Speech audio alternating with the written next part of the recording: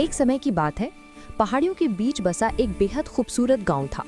वहां के खेत हमेशा हरे भरे रहते थे और पास ही एक शीशे जैसी साफ नदी बहती थी। गांव के लोग प्रकृति की गोद में बहुत खुशी और शांति से जीवन बिता रहे थे। एक दिन शहर से कुछ सूट बूट पहने लोग आए।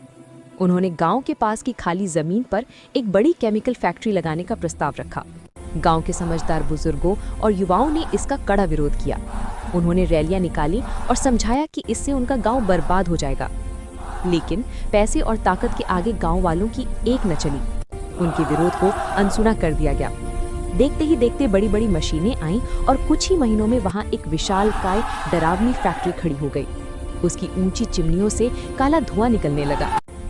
शुरुआत में सब ठीक लगा, लेकिन धीरे धीरे फैक्ट्री का असर दिखने लगा। फैक्ट्री से निकलने वाला गंदा जहरीला रसायन बिना किसी रोक टोक के गांव की पवित्र नदी में बहाया जाने लगा। नदी का पानी काला और बदबूदार हो गया। मछलियां मरने लगी। सिर्फ पानी ही नहीं, हवा भी जहरीली हो गई। आसमान पर हमेशा काले धुएं के बादल छाए रहते। गांव के बच्चे और बुजुर्ग बीमार पड़ने लगे। हर घर में खांसी और सांस की तकलीफ की आवाजें सुनाई देने लगी। खेतों की फसलें भी काली पड़कर सूखने लगी। गांव अब नरक बन चुका था। हताश होकर सभी गांव वाले उस काली पड़ चुकी नदी के किनारे इकट्ठा हुए।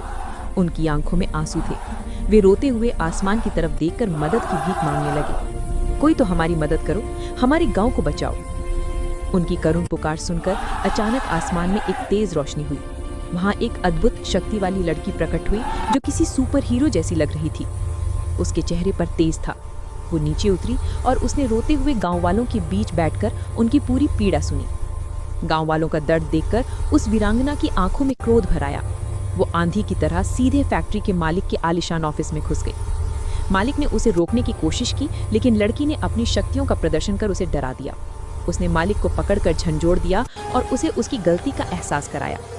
लड़की के रौद्र रूप और समझाइश के आगे मालिक टूट गया।